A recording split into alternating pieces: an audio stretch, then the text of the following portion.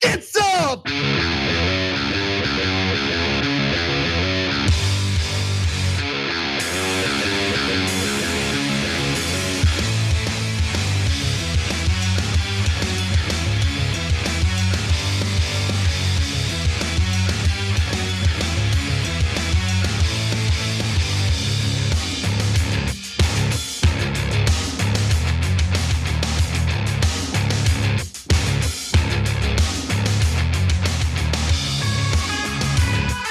All right, welcome to the Young Turks. Cenk, Uygur, and Kasparian with you guys. An interesting day of breaking news, including the Hunter indictment that we're going to start with in a second. They're on the hunt. They are. I think they're on the wrong hunt, as we've talked about before, and we're going to talk about again.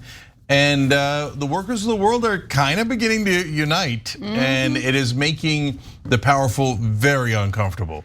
Well, Cenk, as they say, what we do in life echoes in eternity. Yeah, they do say that, especially Maximus Decimus Meridius. That's right. That's right. Did you just watch Gladiator or something? No, I heard a speech where someone quoted that in a very fierce way, and it fired me up. Okay, good. We like a fired up Anna. All right, take it away, Casper. All right. Well, big news in the Hunter Biden case. A federal grand jury has indicted Hunter Biden on felony gun charges. Now, this follows a plea deal involving a diversion agreement that absolutely fell apart for Hunter just a few weeks ago. Now, he is dealing with 3 counts as a result of this grand jury indictment. Biden was indicted in Delaware federal court on 3 counts tied to the possession of a gun while using narcotics. 2 counts are tied to Biden allegedly filing a form claiming that he was not using illegal drugs at the time he purchased a Colt Cobra revolver in October of 2018. The 3rd count alleges that he possessed a firearm while using a narcotic. And I mean, that must be a very, very serious offense in a country where we're just swimming with guns. All of these other gun owners, definitely not using any illegal narcotics, definitely not. By the way, in case you're wondering, marijuana is illegal at the federal level. Yep. And hence, literally millions of people have done this crime. Literally. Schedule 1 drug. It is considered a Schedule 1 drug, yes. And when there is no other underlying crime like a bank robbery or something else that you use the gun for, this is pretty much never charged, never. But all of a sudden you have a Trump-appointed special prosecutor, and the Republicans want some sort of political payback, and we're charging the lowest crime in American history. All right, have fun. Boy, you got him, Republicans.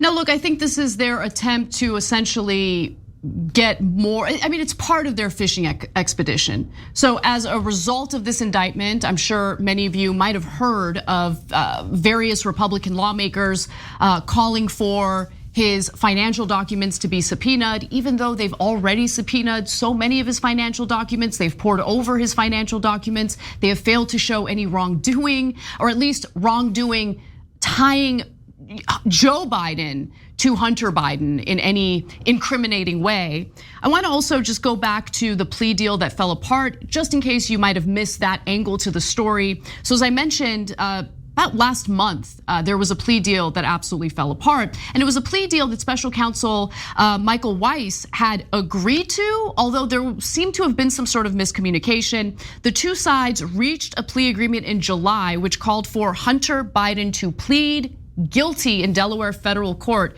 to 2 misdemeanor counts of failing to pay his taxes in return for prosecutors recommending a sentence of probation.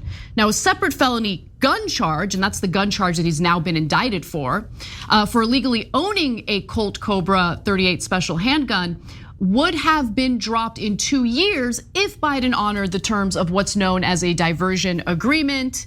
Now, it all kind of fell apart as a result of, I guess, a miscommunication between the prosecutors and the defense. Now, the judge overseeing the case took a look at the plea agreement and had some questions. The agreements are not straightforward and they contain some atypical provisions, US District Judge Mary Ellen Norica noted, including one that could theoretically protect Biden from other tax-related crimes in the same time period. And so prosecutors said the provision in the diversion agreement would not protect him from different charges, while attorneys for Hunter Biden said it would. That miscommunication essentially led to the plea deal falling apart.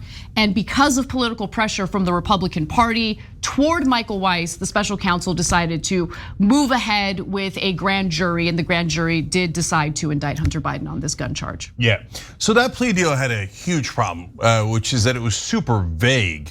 You didn't know what it applied to. Did it apply to all charges against Hunter Biden or just these nonsense charges? So I think the judge made the right decision in the earlier case. I think the plea deal was deeply flawed, but in a normal case, they would never prosecute anyone on this. And so he's doing it because of political pressure or because he's a weirdo right-winger who wants to get Hunter Biden no matter what. By the way, there's a third possibility that the Republicans have now latched onto, and we're the fairest show in America, so we'll give you that one too. They think that even though Trump appointed him, he's secretly on Biden's side, and he's charging him with this because he doesn't want to charge him with anything that could connect him to Joe Biden. Or the more likely explanation is he doesn't have any evidence connecting him to Joe Biden, and you guys have dug and dug and dug, and you asked for every kind of evidence, you got every kind of evidence. By the way, including bank records. They're still crying about bank records, but they got a ton of bank records, and none of them showed any connection between Hunter Biden and Joe Biden. The laptop shows there's no connection, but look, the Republican Party these days, look, you watch this show regularly, you will see us criticize Democrats harsher than almost any other show, including a lot of right-wing shows, right? And Hunter, we got no love for at all. He ran scams to no end with the art and the gas and all that stuff, right? But guys, they don't have any evidence. And the Republican Party today, this current Republican Party, they just lie as a regular course of business. We've never seen anything like this. The politicians lie regularly to begin with, but this is a whole new level. They took it to 11. They did. Like they just say it with no shame at all. None of this is true. Hunter is not connected to Joe Biden, and this charge is absolute trash. In fact, I actually want to call a specific person out, and look, the lawmakers are going to do what they do, right? This is a politicized prosecution. I think it's pretty clear at this point. But in regard to right-wing media, just today I saw a tweet from Ben Shapiro that was concerning, because Ben Shapiro really likes to present himself as more of a good faith member of conservative media. He does better than others, definitely better than, like, let's say Michael Knowles. However, he lied in that tweet. Or anyone else he's ever hired, but okay. No, that's true. That's exactly true. Now, in his tweet, he said, people keep saying that there's no evidence incriminating Joe Biden. And then he lists, like he has bullet points proving that there is evidence. And in that list, he included the testimony by Devin Archer, a former business partner of Hunter Biden's. You guys, Devin Archer's testimony was garbage. He did not say what Republican lawmakers investigating the Biden family were hoping he would say. He said the exact opposite of what they were hoping he would say. In fact, his testimony was so bad, and the Republican lawmakers doing the investigation knew it was going to be so bad, that James Comer, the head of the committee investigating Hunter Biden, didn't even show up for the testimony. So how are you going to list Devin Archer as evidence incriminating Joe Biden? Yeah, you never see us defending the Democratic Party unjustly. You never see us make excuses for politicians when they're being cheesy, lying, you name it, etc. But look, I'm sorry, but it's just a reality. Right-wing politicians and right-wing media, it's just based on a factory of lies. So that testimony, and Ben Shapiro, look, to his credit, is a smart guy. He's too smart not to know that it was a humiliating testimony. James Comer literally didn't show up because it was so humiliating. And he look, every piece of so-called evidence that they cite is not gonna stand up in court, because that's why it's not being brought as charges, because there is no goddamn evidence. It's total horse crap. Like Joe Biden called Hunter Biden. It's his son, of course he called him. He calls him daily, he calls every family member daily. Or are you guys like, oh, I called his daughter daily, I wonder what she's up to? Look, the politicians overall are cheesy. They are generally corrupt. Joe Biden has taken hundreds of millions of dollars in campaign contributions, and he has delivered for those donors. That is legalized bribery. He participates in it just like almost every other politician does. You want to hit him on that? I agree with you, and I will back that up. But you want to invent things, and you want to just make up reality and lie to your audience 24/7 and poison their minds with things that aren't true. Sorry, no, you're full of crap. And be careful what you wish for. I mean, there are no strong Democrats in this country, but God help you if there is one day, because you can literally put away millions of Republicans on that same charge. Millions of literally Americans. Millions. Yeah, literally millions of Americans, like who, again, partake in the use of illegal narcotics as it pertains to our federal government, and certainly have possession of firearms. So there's no use in talking to right-wing media or politicians. They don't care about what's facts, et cetera. They're just trying to make money, right? So, but right-wing voters, I don't know that you care about principles at all anymore. I don't know, it's up to you guys. But guys, like making a mistake on a gun form. He had the gun for 11 days and then threw it away. Did not commit any crimes with that gun, and none of you have been smoked pot at all while having a gun. None of you have. None of you have ever made a mistake on one of those forms. Come on, you know that if he did this to you, you would go ballistic. You'd say it was the tyranny of government taking your rights away, trying to put you in prison for a tiny mistake on a gun form with no other underlying crime with that gun. Get out of here. You don't believe that. You know you don't believe that. This is honestly, and I've said this before, I'm gonna say it again. And I'm trying to be understanding of the conservative voters' mindset as they get riled up by the misinformation they're fed by right-wing media and GOP politicians, right? This is their version of the Russian collusion investigation. You get what I'm saying? And so think about how the way that Russia collusion story was covered, especially on outlets like MSNBC, really made people think like, no, there's a lot of smoke here, there must be fire.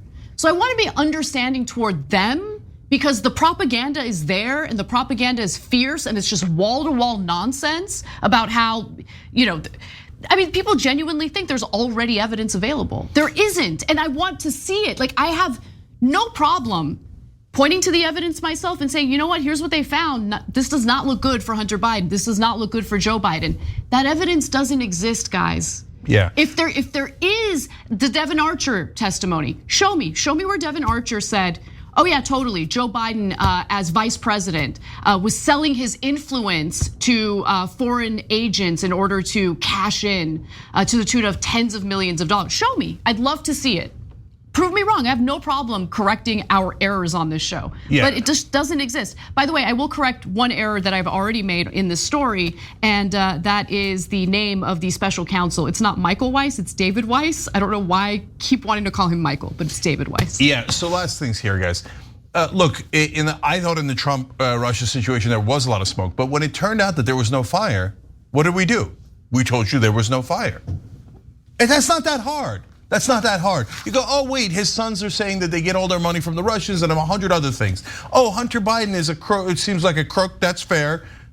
And he's talking about the big guy and calling the big guy, and that sounds weird. But then at the end, you have to see, is there a fire or isn't there? So when our side sees there's no fire, no, I shouldn't speak for our side, I should speak for us. When we see there's no fire, we tell you honestly, there's no fire.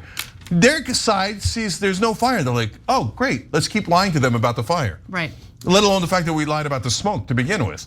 So, I mean, it's the Benghazi treatment. Yeah, and guys, last thing on this.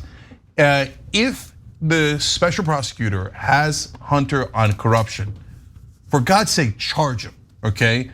I don't want any corruption in this country, and I certainly don't want to connect to the president of the United States.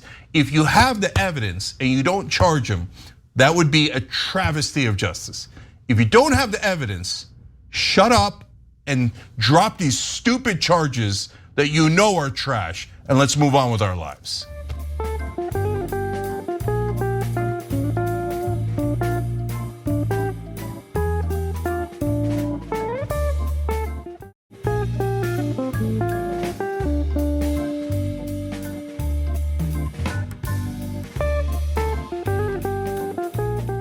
Well, speaking of moving on with our lives, let's get to our next story. We are preparing to strike these companies in a way they've never seen before. He's coming in and saying, well, they've never seen anything like it. I think there's a nuclear option on the table if he's not careful. And that nuclear option is a country called Mexico. But Puebla's got a 55,000 person factory for VW. And they got a good educational workforce. It's $5 an hour. No real pollution control rules. That's not to be mentioned. Have free health care. So you know what? You want to play ball? You want to keep doing this? Mexico. Glad to see you're standing up for the American worker here, Jim. Thanks for that. Hard to imagine Jim Cramer hate anything or anyone more than the American worker. That was CNBC's Cramer essentially responding to an impending auto worker strike as a result of a contract expiring and the big three essentially, not meeting the demands of the unionized workers. Now the big three include Ford, GM, and Stellantis. And it's amazing to me that Cramer's like, yeah, these companies should just sell out the American worker to Mexico. Cheap labor. Wouldn't it be so much better, especially for the bottom line for these companies? Maximize their profits, return, higher returns on investment to shareholders. It'd be great. Yeah. Now, I want to give you guys an update on where the negotiations stand in a minute. But Cenk, what are your thoughts? Yeah, this is a great mask off moment. Like that CEO the other day saying we should make the workers suffer and we should drive up unemployment so they know their role. Okay, and this is corporate media saying, well, our allegiance is to corporations. It's not to our viewers, it's not to the American people. The average citizen, they despise. They openly despise you. CNBC is arguably more conservative than Fox News. Totally. Yeah, on economic issues, it's not even that close. So, and Fox News is crazy conservative on economic issues, but CNBC still goes further right wing than they do. Because the whole corporate media, both what we call mainstream media, the MSNBCs, the CNNs of the world, and right wing media, the Fox Newses, et cetera, of the world, they're under the same umbrella of corporate media. They're giant multi-billion-dollar corporations. Their number one clients are all multi-billion-dollar giant corporations, and they serve those people. That's literally how they make money. And then they insult you to your face. They insult your intelligence by saying, no, we don't care about our profits. We don't care about our advertisers. We're just being honest and looking out for you. It's a joke. And Jim Cramer now, is admitting accidentally that it's always been a joke. They're for the CEOs, they're for the owners, they're for the shareholders. They are not for the average American worker. They despise the average American worker. Look at that threat he does to you. We don't need you. We'll find cheaper labor, which is always better than you anyway. That's the kind of disgusting crap that corporate media has been doing our whole lives. And by the way, I'm furious at the Democratic Party for not giving a left-wing alternative to that. All we have is populist, fake populist clowns on the right wing who say, oh yeah, isn't that terrible what CNBC is doing? Hey, you know what? Trump's got a great new idea, lower corporate taxes. Yeah, totally. Okay, so look, I actually disagree with you a little bit, okay? Because yes, I agree that most members of corporate media will either engage in half-truths or they'll just flat out lie. But Jim Cramer, to his credit, is very honest. His mask is always off, okay? He absolutely despises Shawn Fain, who is the head of the United Auto Workers. Can't stand the guy. This isn't the first time he's attacked him. But let's get back to where the negotiations stand. Now, if the big three fail to reach deals with the United Auto Workers before 11:59 p.m. tonight, the union's contracts will in fact expire and the workers will likely be going on strike. Now, there are some other potential options. We'll get to that in a moment, but here's where the negotiations stand as we speak. So the UAW is demanding a 20% immediate raise as well as an additional raise of 5% over every year over the next 4 years. So in total, the UAW is asking for approximately a 36% raise over the life of that contract. Now, according to the president of the union, Shawn Fain, all the automakers had boosted the amount they were offering to raise wages, with Ford now offering 20% or 20% raise during the life of the contract, GM offering 18%, and Stellantis offering 17.5%. But it would just be a one-time raise of that amount without the additional increase per year, the 5% increase per year that they're asking for. But even Ford, who's now offering the highest wage increase of 20%, is only proposing about half of what the union wants. It's worth noting that the union's demands go further than just pay increases. And by the way, their demands aren't just arbitrary. It's based on how much profit the big three have brought in, especially in recent years. So the big three have made about $21 billion, not in revenue, in profits in just the first 6 months of this year. Okay, so the idea that, they're barely hanging on and increasing the pay of the very individuals who are generating the revenue and the profits for the companies is a ridiculous argument to make. Now, the big three CEOs also have, on average, received a 40% pay raise over the last 4 years. And here's what each of them made in 2021 specifically. I'm sure they're making more now, but just a few years ago, GM CEO Mary Barra made over $29 million. Ford CEO James Farley made almost $23 million. Stellantis CEO Carlos Tavares made about $21 million. And so auto worker pay, meanwhile, only went up 6% during that same 4-year period, which is actually a net loss when you take inflation into consideration. Since 2003, auto workers have seen their average hourly wage decline by a whopping 30% due to the stagnant wages and inflation. Now, so what is the UAW also pushing for in these negotiations? They want the end of this tier system where newer hires are not protected with the same benefits and the same pay that more senior employees get. The return of retiree medical benefits. They'd like more paid time off and the restoration of pensions. And according to UAW worker who spoke to the BBC, the demands are justified. So this person says, in my opinion, we are owed this, said Paul Raxka, who works in a Stellantis factory in Michigan making Jeep Grand Cherokees. The 4th generation in his family to work in the industry. He said such jobs, which came with good healthcare and secure pensions, had provided an awesome living for his parents, a way of life that no longer feels possible today. He says that he can't even afford the vehicles that he's helping to manufacture, which I think a lot of people can relate to. I mean, think about all the workers in this country who can't afford to buy a home or a condo or a townhouse, a place to live, even rent a place to live in the very towns or cities that they're working in. I mean, it is a very common issue right now. And he also says we're still sitting on the back burner while these CEOs are making, upwards of $20 million a year. We're going to the grocery store saying, well, what do we really need this week? Basically nickel and diming themselves because they don't have the resources to just buy groceries for their families as a result of these stagnant wages. So look, I can't, first of all, I want to actually mention, in the car industry in particular, Henry Ford is legendary for having said that he wants to pay his workers well enough so that they could buy his cars.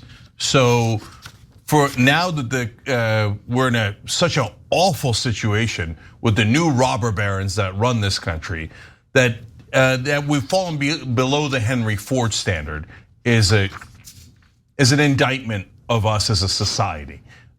So now into this specifics of this contract negotiations, it's impossible for me to tell what's quote unquote fair in this case. So there's so much details to it. But to me, the bottom line is very simple. You can't say that you made $250 billion. I mean, that is so much money. It's hard for the mind to fathom it. It's a mountain of money. $250 billion in profits in the last 10 years. And they say, I can't afford to pay my workers a decent wage. No, you're saying, I can afford it. I can afford it easily. I'm just choosing not to pay them a decent wage. I'm choosing to make them suffer because I want to make an extra couple of bucks off of them. And so these giant multi-billion-dollar corporations that continue to pulverize the American worker are are what's driving this country crazy to begin with. So that's why the right wing is so mad, and then they get misdirected in terrible directions when, and of course the Democratic Party and the core of the Republican Party, the establishment of both parties, love the corporations, serve the corporations, and they're not gonna help these workers. The Republicans hate the workers. They're not gonna help them 1%. And then Joe Biden is supposed to be the big labor guy. What's he gonna do? I don't know. I haven't seen him offer any encouraging words to the potentially striking workers yet. And then finally, of course, back to the media, because we started with that clip. Dylan Ratigan used to be at CNBC, started their 2 most popular shows. During the 2008 crash, he started saying on air that it was the bankers' fault, because it was unquestionably the bankers' fault. CNBC pulled him from the air not because he was incorrect, but because he was correct. And they didn't want those bankers being blamed when they were a huge advertiser on CNBC. So these guys that are on television almost all serve corporate interests. They don't serve your interest at all, just so you know.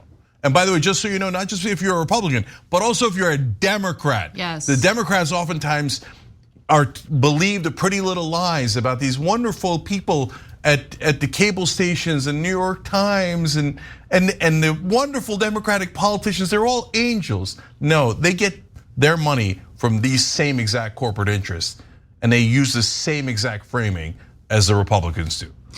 Finally, what's likely going to happen, we don't know for sure. So for instance, since we're quickly approaching the expiration of their contract, they could literally go on strike tomorrow. They could agree to an extension of the contract and continue negotiating. And if they do go on strike, the car industry is different from the rail workers and their potential strike, which of course was squashed by Congress. So what they could do is essentially have some of the workers picket while others are still working.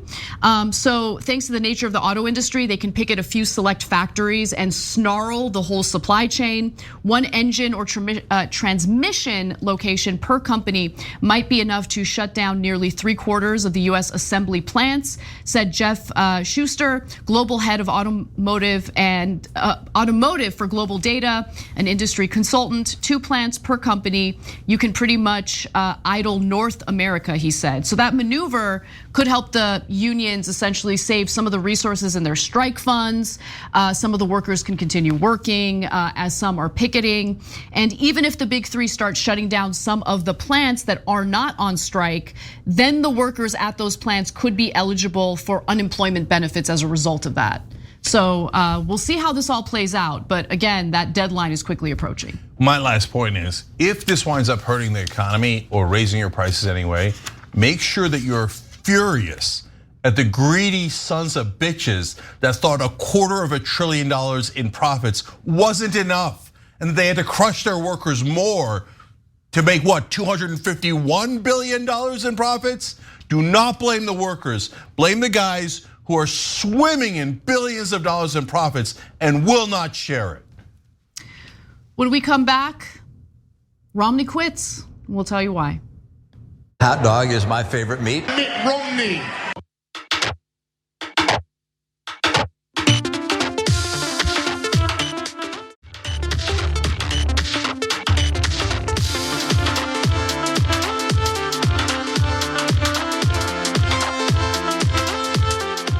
All right, back on TYT, Cenk, Anna, and Matt Gill with you guys. Go ahead, Anna.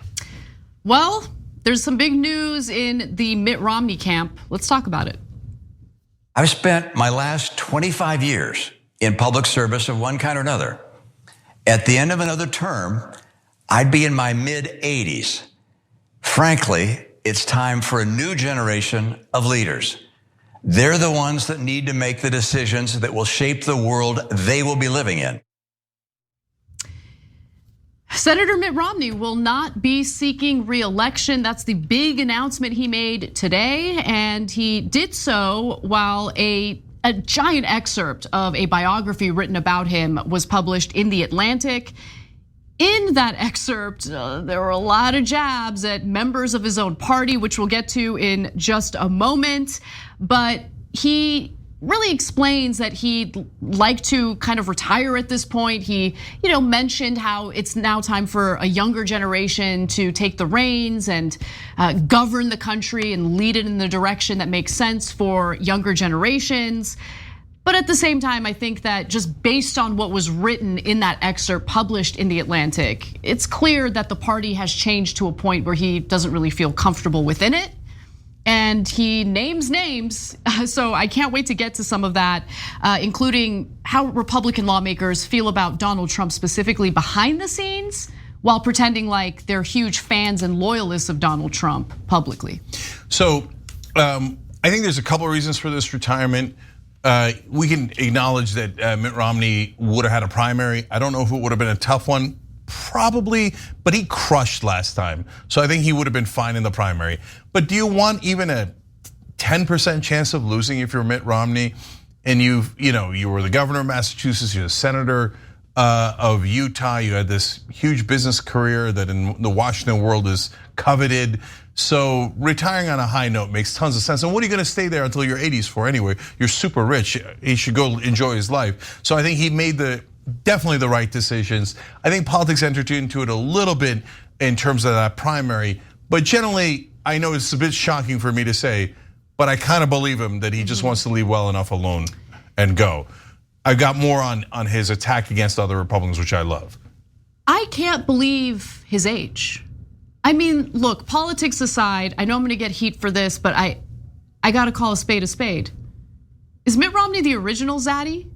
Yeah. I can't believe he's as old as he is. And like, by the way, he looks good. He looks good for his age, like unbelievably good for his age. No, yeah, and there's a common, I don't know if you call it a stereotype or a positive way of looking at it.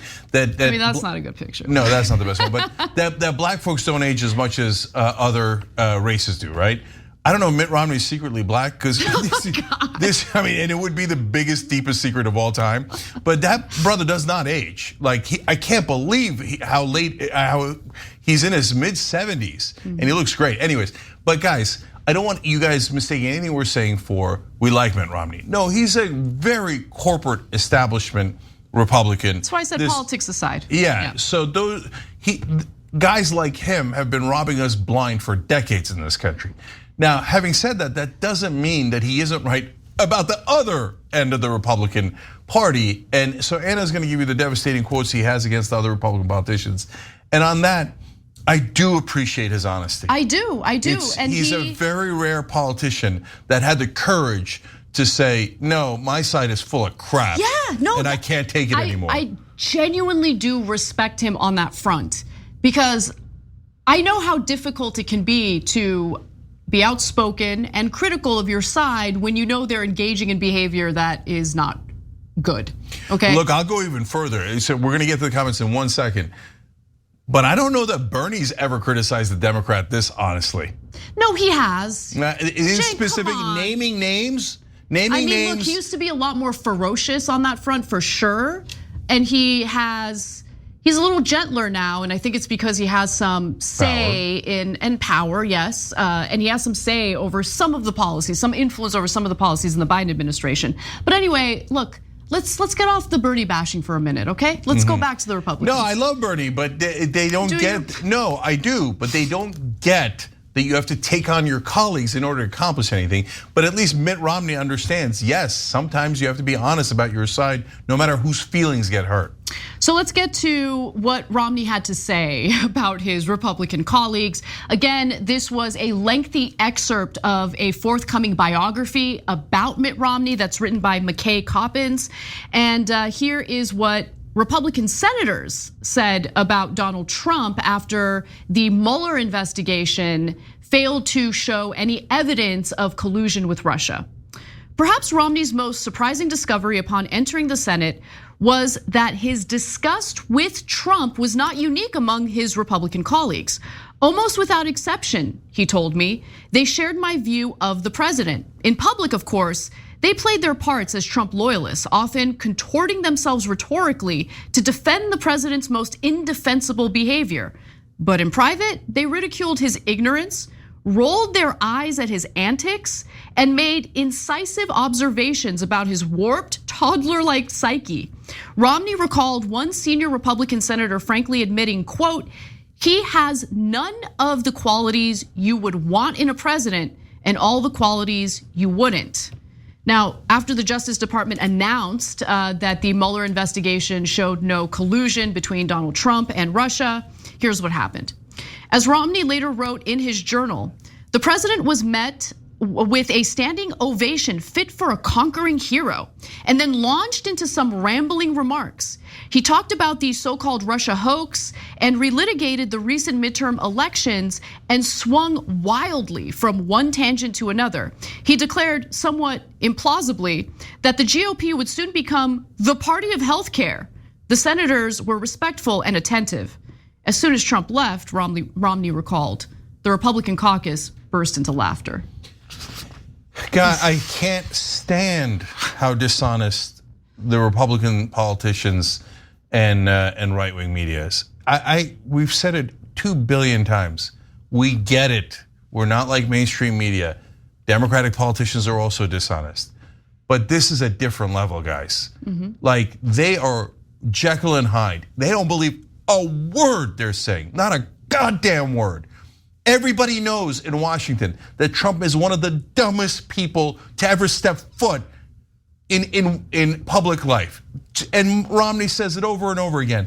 Incredibly dumb, incredibly mean, filled with hatred, obsessed with himself, a total con man. Yet, other than Romney, as he's retiring, and to be fair, he said it before he was retiring too, there's like 5 to 10 guys in the history of Trump from the Republican Party, Adam Kinzinger, Liz Cheney, et cetera, that have had the courage to say, all right, I'll lose my seat.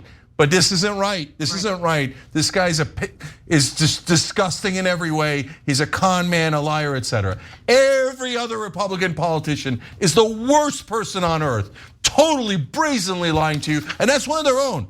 So there's a lot more to get to. They say it in private, they say it all the time. They're all goddamn liars.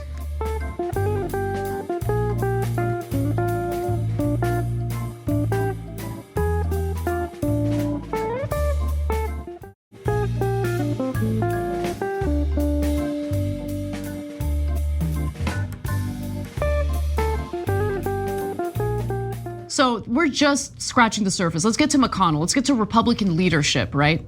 Because McConnell especially despises Donald Trump, and it's not a new phenomenon with McConnell. He has despised Donald Trump for a very long time. In fact, one time during Trump's first impeachment, as the first impeachment was underway, essentially, Trump attacked Romney on Twitter because Romney called Trump's actions wrong and appalling. This was the impeachment having to do with Trump withholding congressionally appropriated funds to Ukraine in return for a sham investigation announcement by Volodymyr Zelensky.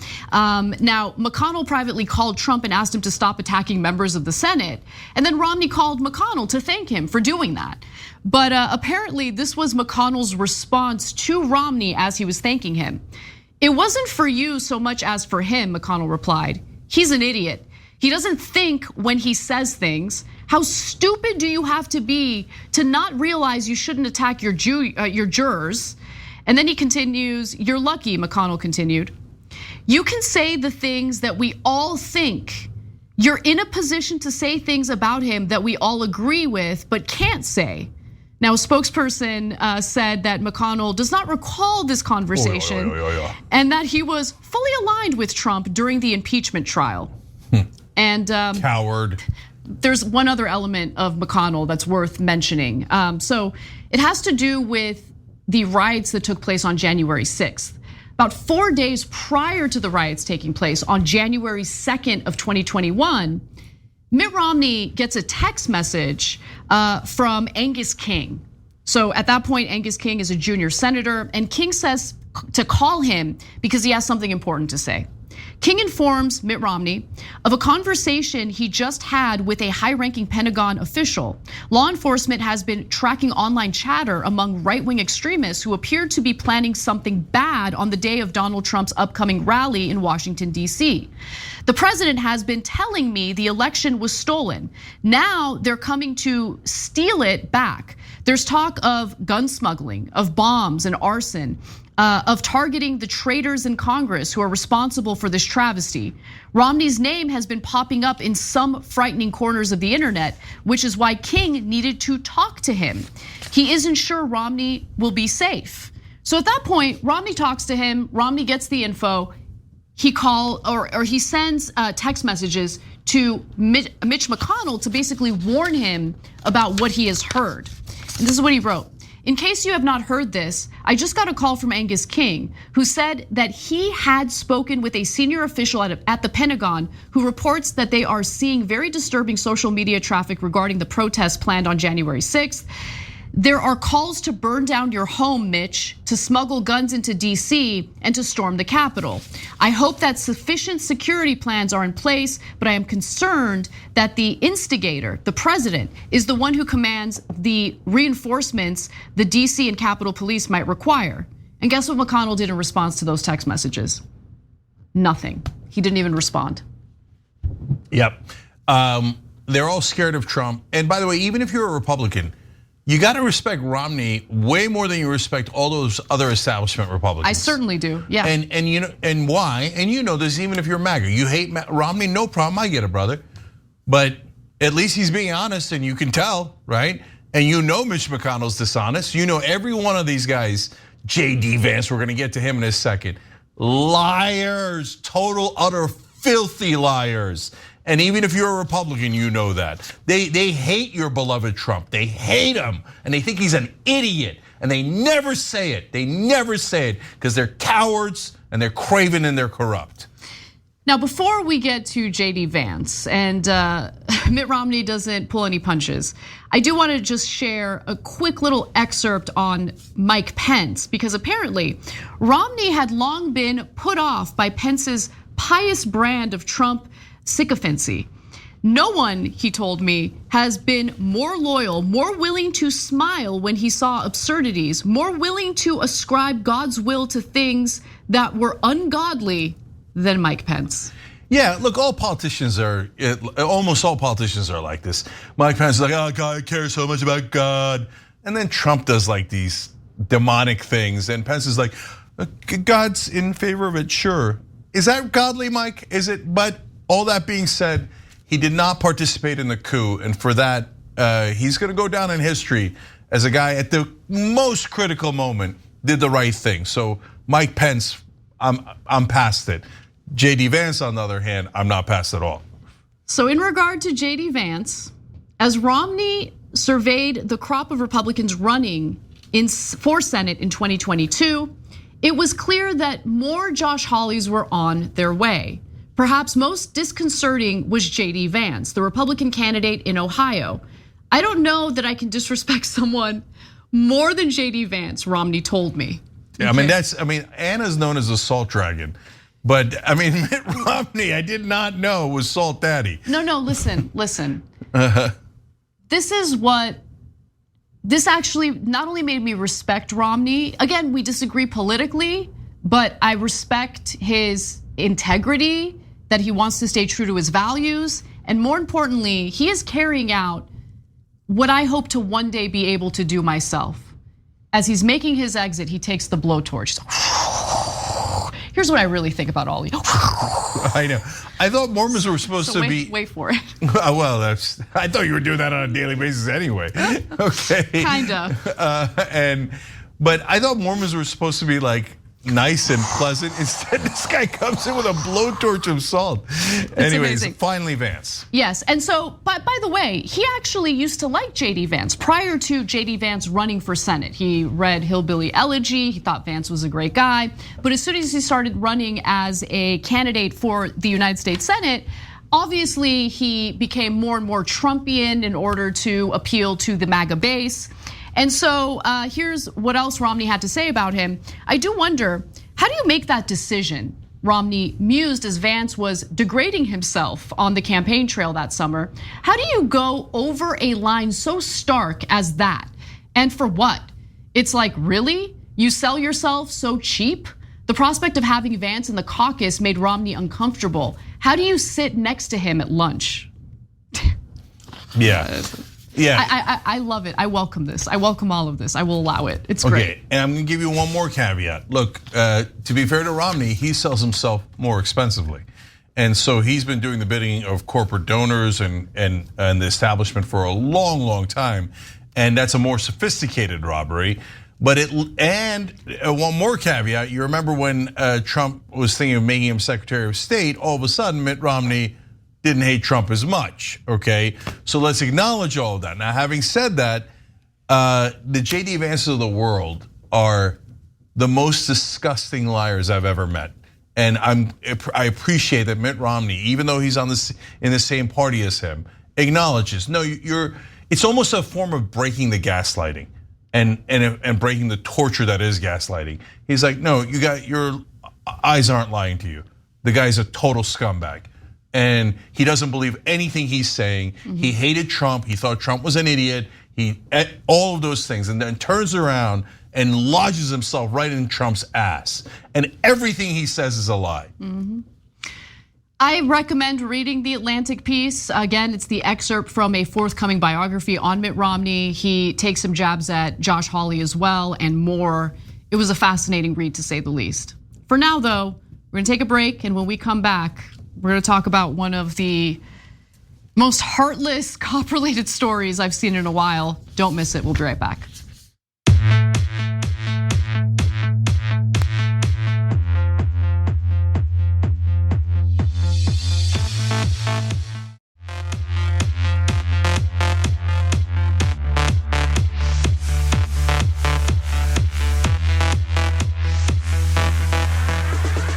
Back on TYT, Cenk, Anna, and Heidi Bridgewater and Callie Millie Moe.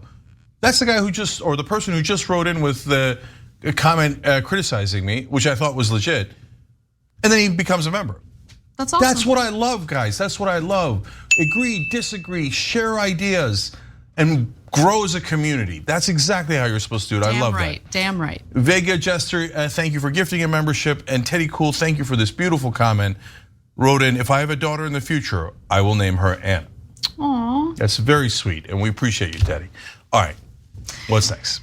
Well, this story is really difficult to stomach, so just want to give you a warning about that. Without further ado, though, here it is. This video from a Seattle police officer's body-worn camera captures what sounds like a callous disregard for human life. I think she went up on the hood, hit the windshield, then when he hit the brakes, flew off the car. But she is dead.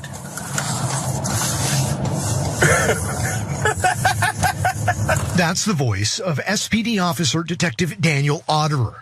It's recorded January 24th, one day after a woman, 23-year-old John V. Kundula, was struck and killed by another officer's squad car while that officer was responding to a call. That's right, a Seattle police officer is now under investigation after he was caught on body cam laughing and joking after another officer fatally struck a pedestrian the day before. Now, we'll listen to more of that body cam footage in just a moment, but first, it's important to get into the context of what happened to this young student who was here in the United States from India. She was here trying to get her graduate degree in Seattle specifically. And then this happened. A marked patrol vehicle driven by Seattle police officer Kevin Dave struck and killed Janavi Kundula on January 23rd. That officer had been responding to a priority 1 call, police said, a day after the incident when he hit Kundula, 23, who had been in a crosswalk. So she was in a crosswalk. He was driving incredibly fast. He was definitely going over the speed limit. A report by the Seattle Police Department's Traffic Collision Investigation Squad later found that Dave had been driving at a peak speed of 74 miles per hour in a 25 mile per hour zone. Investigators concluded that Dave struck Kandula with his Ford SUV at approximately 63 miles per hour, and Kandula was thrown approximately 138 feet. Witnesses said that she started running as soon as she saw the car speeding in her direction. The investigation into the incident found that had Officer Dave been traveling 50 miles per hour or less as he approached the intersection and encountered the victim, and if Dave and the victim responded in the exact same manner, this collision would not have occurred. Now let's get to the police officer you heard in the video, essentially seeming to laugh about this matter. So his name's Daniel Otterer, and he's the cop that we'll hear talking on the body cam footage a day after the incident took place. He is also the vice president of the Seattle Police Officer Association Guild, so the union representing the police department. He is a drug recognition evaluator on the force's DUI squad. And so he was there on the scene after the woman was struck and killed to evaluate whether the officer had been under the influence when the incident occurred. So on the other end of the line was reportedly the union president. His name is Michael Solon. We don't hear him, unfortunately. I would like to hear the other end of the line just to have a clearer idea of what they were genuinely conversing about. And it's important to know that because of the defense that Otterer is about to share with us all. We'll get to that in a moment. But with that said, let's watch Otterer's pretty callous response to this absolutely horrific death. Let's watch. I mean, he's going 50. That's not out of control. That's not reckless for a trained driver. I don't think she was thrown 40 feet either. I think she went up on the hood, hit the windshield, then when he hit the brakes, flew off the car. But she is dead.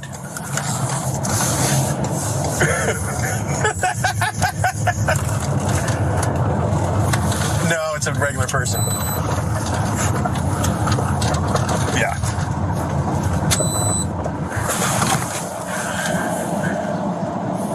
Yeah, just write a check. Just, yeah, $11,000. She was 26 anyway. She had limited value. Really hard to stomach those comments. Let's skip ahead to what he's claiming. Now, he hasn't spoken to the press about this. He hasn't put out some publicist statement about it, but he did essentially do a filing where he responded in a way. He responded in a way to basically defend himself. Okay, so he said this: "I intended the comment as a mockery of lawyers. I was imitating what a lawyer tasked with negotiating the case would be saying and being sarcastic to express that they shouldn't be coming up with crazy arguments to minimize the payment. I laughed at the ridiculousness of how these incidents are litigated and the ridiculousness of how I watch these incidents play out as two parties bargain over a tragedy." He continued to write in this filing with the Office of Police Accountability: "I do understand that if a citizen were to hear that, they would rightfully believe I was being insensitive to the loss of a human life. I also understand that if I heard it, it could diminish the trust in the Seattle Police Department and make all of our jobs more difficult. With all that being said, the comment was not made with malice or a hard heart. It was quite the opposite," he said. Oh, sure, yeah. By the way, he's got a bit of a history being pretty callous. I'll get to that in a minute. I want to hear your thoughts so far, Cenk. Well, I'm going to go to the members first because I think they nailed on a couple of things.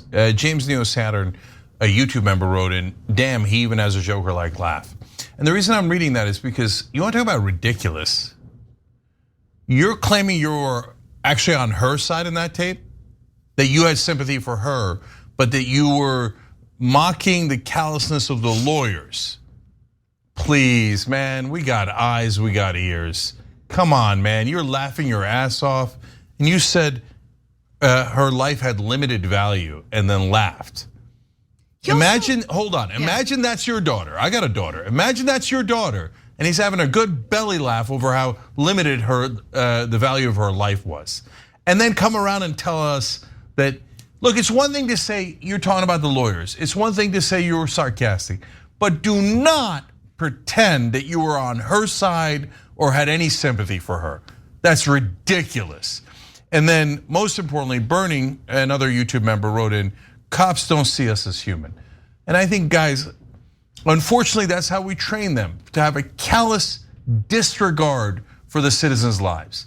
And what drives me crazy is the extremeness on all sides. So we were supposed to reform this. This is a giant problem in policing in America, that we train them, worry about yourself, care about your own safety, and the citizens are, don't worry about it, just shoot, do whatever you have to do, better to be judged by 12 than carried out by 6. Your life is more important than the citizens' lives. We train that. We ask reasonable reform on the left, saying, please fix that training. And then other folks said, no, defund the police. That slogan made it seem like we were gonna get rid of police. It turned everybody off. And you know what we've done since? Nothing. No, we've increased funding for the police and it instituted no accountability. You've got to find a reasonable way to get accountability. That's what the giant majority of the country wants. They don't want no cops. They don't want runaway cops who are killing our daughters and having a good laugh over it. They want accountability and they want them to care about our lives. It's not too much to ask for, and we can't get it in any part of the political spectrum. Yeah, it's super frustrating because everything that's transpired following the protests in 2020 has been a bit of a disaster, right? So you've got the slogan. Yes, you have some cities that very briefly cut funding to police departments and then immediately decided, no, we're gonna not only refund the police, but we're gonna add additional funding. But at that point, a lot of cops quit, right, because of the protests. A lot of them retired early. So then you're dealing with some parts of the country, like Oakland, for instance, which has a very severe police shortage. And then you see stories like this where, some of the ones that remain seem to have this absolute disregard for human life. And that leads to additional distrust toward policing. And that's just a terrible system to live under, especially at a time when, if you're living in some parts of the country, you might be experiencing, an uptick in certain crime. You might want to, I don't know, call someone for help. And if you don't trust the police, who are you gonna call? It's a huge problem all around. But I wanna go back to his record, right? First off, let me just say, I think it's really important to hear the other side of the call. Super important. Because if he is claiming what he's claiming here, that he was actually just being sarcastic and critical of the lawyers and how these negotiations take place, okay, prove it. Let's hear the other side of the call. With that said though, let's go to his past, because back in 2010, a profanity-filled dash cam video showed 4 Seattle officers detaining a man after pulling him over during a traffic stop. One of the 4 officers on the scene was Otterer. Now, here's what James Egan, who is the Seattle defense attorney, had to say. One of the officers says to this Hispanic detainee, "If it weren't for my badge, I'd skull F you and drag you down the street." And Officer Otterer, in listening to this, has the same kind of goofy laugh that you hear in the most recent body cam recording. And it's not clear if he's faced any discipline yet, or if he's even been suspended. Usually they'll be suspended with pay. There's no word or statement about that. However, in a statement Monday, the Seattle Police Department said it learned of the conversation not from Otterer, but from an employee who listened to it in the routine course of business. That employee was concerned about the nature of statements and took their concerns through their chain of command to the chief's office. After reviewing the video, the chief's office referred it to the Office of Police Accountability for investigation. Now, obviously, the person who reported Otterer has not been named, but whoever that person is, I commend them for doing something that a lot of police officials, a lot of police officers don't do, fail to do, are too afraid to do, which is report an officer engaging in bad behavior. So we'll see where this goes, but it certainly doesn't look good. Let's put it that way. Fix the goddamn training. And so what did the left say when I said that? Or the left on Twitter, the tiny amount that they are. They said, it's not enough. It's not enough. We have to defund the police entirely. Well, how'd that work out for you? But we could have gotten this, but we didn't get it. Nobody even tried to fix the training. And then the right wingers were like, we don't need to fix no stinking training. Thin blue line, support the cops, support the Blue Lives Matter. Until they kicked your ass on January 6th, and all of a sudden now you hate the cops. Oh, and they're not trained well enough to deal with us. Well, first of all, yes, that's true, because they just let you into the building half the time, okay? But yes, this doesn't, they have the same regard for all of us. You're the citizens, and unless you're rich and powerful, they don't give a goddamn about you. All right, finally, I'm gonna give the last word to another YouTube member. By the way, you could be a member and do the show with us by hitting the join button below. Samantha Toto wrote in, wow, this guy's about to cost the department a lot of money, and unfortunately, accountability for this guy won't be jail. Samantha, you're 100% right. Cops are never gonna go to jail for this kind of abuse, etc. But more importantly, you know who pays that money?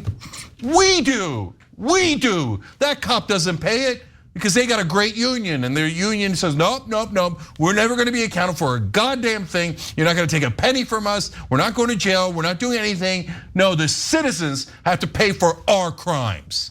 And that's what's gonna happen next.